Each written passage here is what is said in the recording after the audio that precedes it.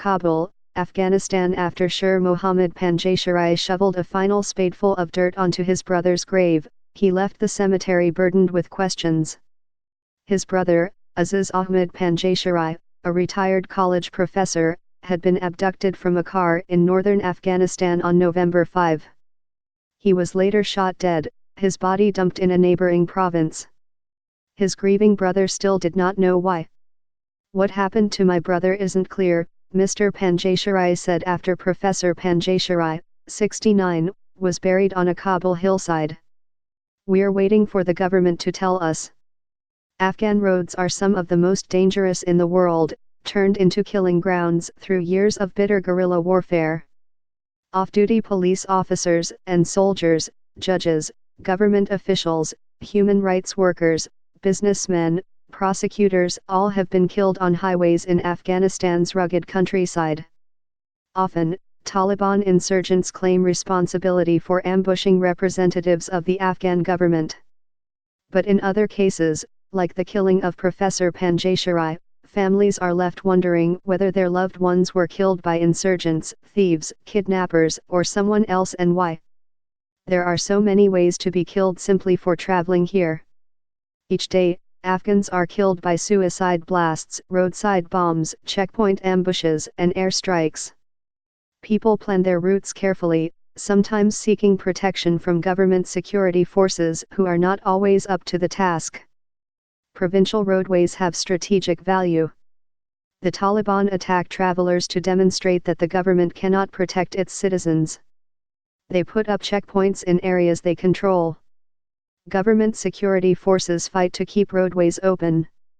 But they frequently hunker down on their bases, leaving long stretches of road as no man's lands where travelers risk their lives.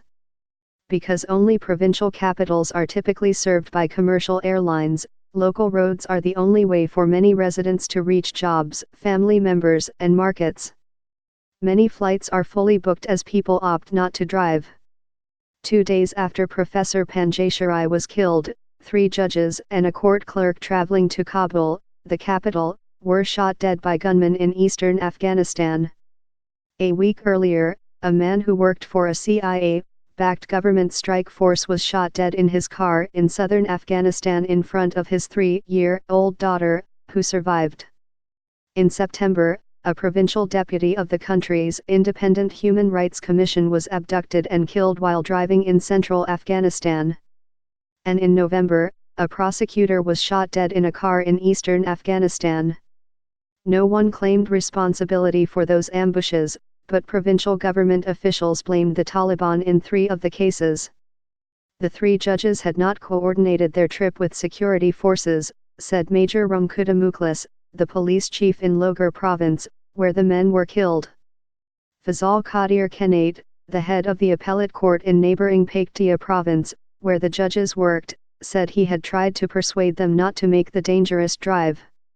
"In fact, the Taliban were planning an ambush for me," Mr. Kenate said. He said that militants target judges because government courts often convict and sentence captured Taliban members.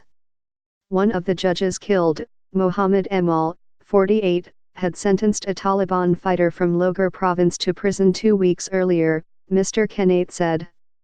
Mr. Kenate said 5 judges from Paktia province had been killed between early September and early November. He said several judges had arranged transfers for fear of assassination. Some districts were considered so unsafe that no judge would serve there. "We ask local security officials, but they don't provide good security and it seems they don't want to escort us," Mr. Kenate added. Newman Dust, a brother of another slain judge, Noorullah Kubani, 49, said they had been abducted near an army checkpoint. "We can't count on our security forces," he said. Major Mukhlis, the Logar police chief, said soldiers had secured parts of the roadway where the judges were killed and were available as escorts. A Taliban spokesman, Zabihullah Mujahid, said he was unaware of any Taliban involvement in the judges' deaths. But Mr. Dust noted that the victims' families had recovered cash and cell phones from their bodies, suggesting that robbery was not a motive. For Mr. Panjsheeri, the death of his brother was like many other unsolved roadway murders, bewildering, politicized, and ultimately incomprehensible. Khanzada Meslemyar, governor of the district where the professor's body was found, blamed the Taliban. So did Ahmad Jawid Basharat, a spokesman for the Baghlan province police. But the Taliban denied the accusation, saying in a statement that Professor Panjsheeri was a civilian, and his killing can't be justified. He wasn't a target. At Professor Panjsheeri's funeral in Kabul, mourners suggested a more complicated narrative. They said the professor had been invited by acquaintances to visit them in his home province of Panjshir in northern Afghanistan.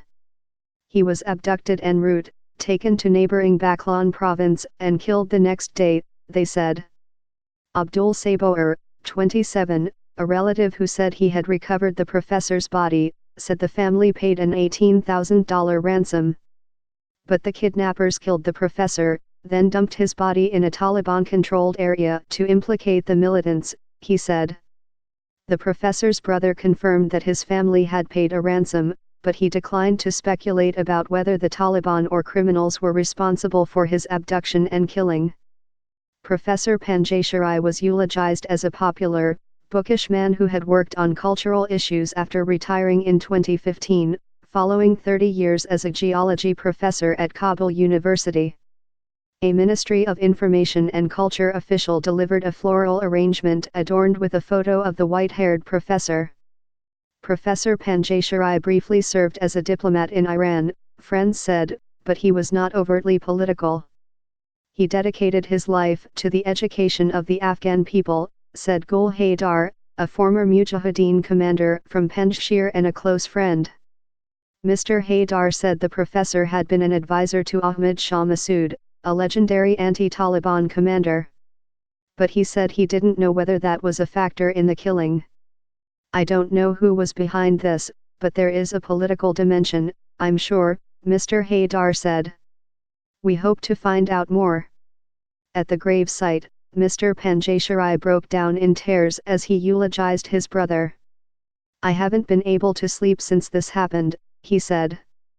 Najim Rahim contributed reporting from Kunduz, Afghanistan, Farooq January Mangal from Khost, Afghanistan, and Fahim Abed from Kabul.